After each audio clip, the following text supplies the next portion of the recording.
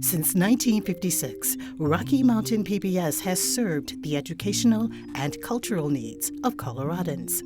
As a Colorado television pioneer, operations for this PBS station, known then as KRMA, may have resembled science fiction. Take a look at some of the highlights that allowed KRMA to grow with the changing times and advance its technology while adhering to its core vision.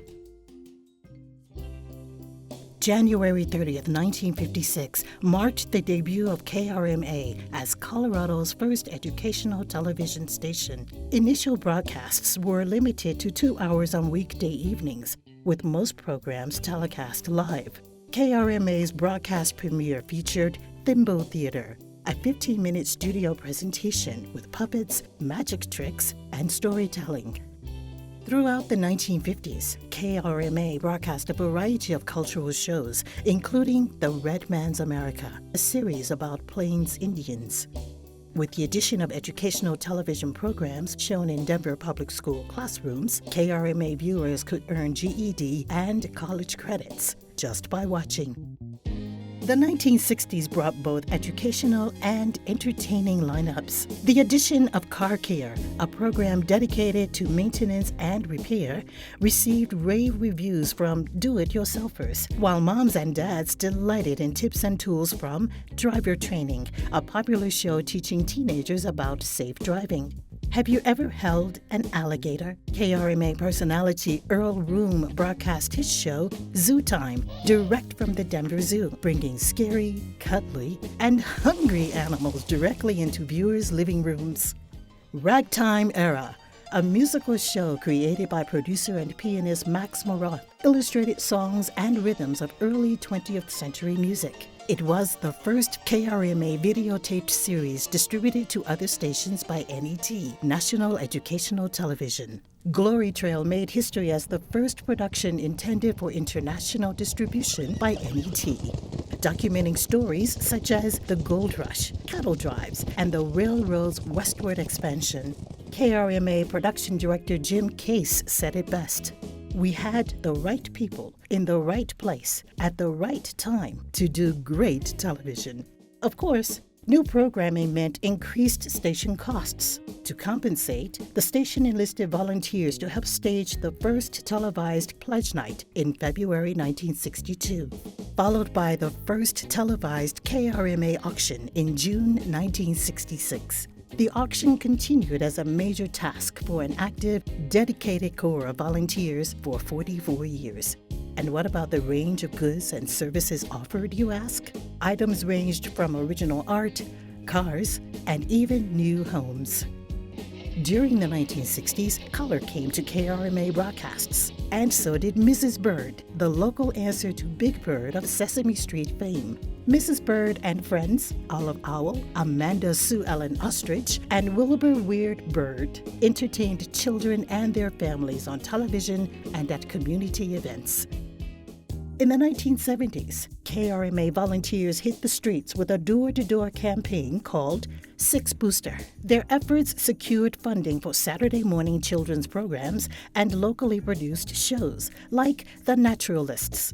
KRMA produced and filmed in color across the country. This popular 4-part series highlighted the lives of Henry David Thoreau, John Burroughs, John Muir, and Theodore Roosevelt. Back at home, Emmy Award-winning journalist Don Kinney created The State of Colorado, a news commentary program that remained on air for 22 years. The 1980s brought Super 6 School News, the longest-running show in KRMA's history. 4th, 5th, and 6th grade students were tasked with writing and anchoring their own 2-minute news broadcasts. Now back to Josh and Whitney. Initially, 30 schools in the Denver public school system participated. Today, Super School News draws students from all over Colorado and airs regularly between programs. In 1980, Showtime on Ice made its debut. This figure skating spectacular marked the station's first major use of multi-camera remotes and was offered to other PBS stations as a fundraising special. 3 years later, KRMA utilized that same technology during the first live broadcast of the Colorado Symphony Orchestra. Could the station's future get any better than what we've witnessed? You betcha. 1994 marked KRMA's transition to a 24-hour-a-day broadcasting entity. Then in 1996, KRMJ Grand Junction joined KRMA, a major step toward broadcasting statewide. A year later, the two stations adopted one name, Rocky Mountain PBS. Two new series dedicated to the special interest of Coloradans were created. Spirit of Colorado introduced viewers to the unique people and places that make the state. Rocky Mountain Legacy immersed viewers in the culture and heritage of Colorado. Two polar bear cubs at the Denver Zoo were the inspiration for the heartwarming documentary Klondike and Snow, A Tale of Twin Polar Bears, an hour-long special examining the cubs and the intense human intervention necessary for their survival. Community engagement remained a high priority, and in 1996, Kids Fun Fest was introduced. Originally a Rocky Mountain PBS Kids Club event, the fest is now a full-fledged free community affair for young children and their parents, hosted throughout the state. Rocky Mountain PBS has established itself as a powerhouse public broadcasting network, but the advent of the internet meant creating a new method for interacting with Coloradans. rmpbs.org was born. At the start of the new millennium, volunteers began looking back at how RMPBS had evolved. Stations archived memories. A volunteer-powered effort led by Laura Sampson and Donna Dickinson was created. To date, the initiative has collected and preserved more than 76,000 documents, film clips and shows, photos, memorabilia, and oral histories documenting a comprehensive history of Rocky Mountain PBS.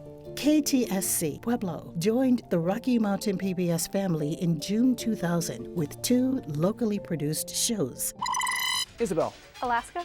That is correct. Matchwits, a high school academic quiz show, extended its reach statewide in January 2014. Homework Hotline helps students after school with their math and science homework. In 2003, Colorado's State of Mind, hosted by Greg Dobbs, tackled the state's hot topics in news and events locally and nationally. Now hosted by Cynthia Hessen, the award-winning program continues in its in-depth coverage and balanced reporting. KRMU Durango joined Rocky Mountain PBS in 2004, followed by KRMZ Steamboat Springs in 2007, further broadening the network's coverage throughout the entire state. La Raza de Colorado, a two-part series, explored Colorado's Chicano movement. And in 2007, VMA, a public television Spanish-language station, made its Colorado debut. 2 years later, Create, a lifestyle channel, brought additional cooking, arts, and gardening programming. In 2012, through the generosity of the Gill Foundation, the Tim Gill Center for Public Media in Colorado Springs was founded as a unique and dynamic public media collaboration. The facility serves as a convening place for hundreds of organizations in the region, an incubator for local nonprofits, and an educational resource for the community.